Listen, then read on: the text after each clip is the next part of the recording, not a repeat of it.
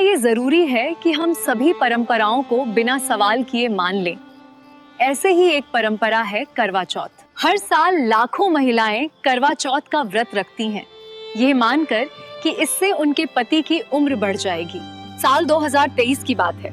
करवा चौथ के दिन मैं भी बाकी औरतों की तरह सजी धजी, मेहंदी लगाए, थाली सजाकर अपने पति का इंतजार कर रही थी। भूखी प्यासी रहकर मैंने ये विश्वास किया था कि मेरा व्रत मेरे पति की रक्षा करेगा। शाम को जैसे ही चांद निकला और मैं व्रत तोड़ने की तैयारी में थी, तभी फोन आया।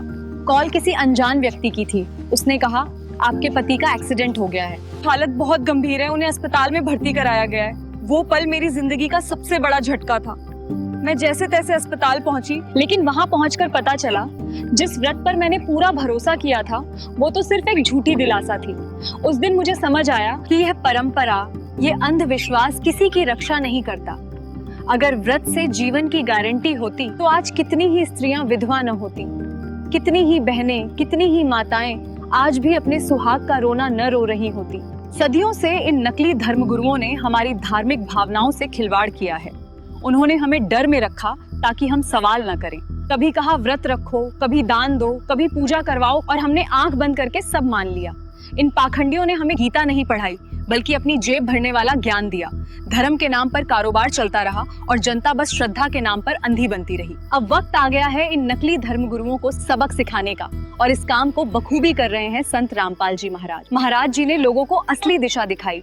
उन्होंने गीता ही नहीं बल्कि चारों वेदों और पुराणों का सच्चा अर्थ समझाया। महाराज जी ने कहा, भूखा रहना नहीं, ज्ञान लेना ही सच्ची साधना है। उन्होंने ये बताया कि असली भक्ति वही है जो शास्त्रों के अनुसार हो।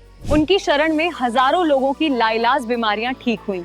कैंसर, डिप्रेशन, दर्द सब मिट गया नाम स्मरण से।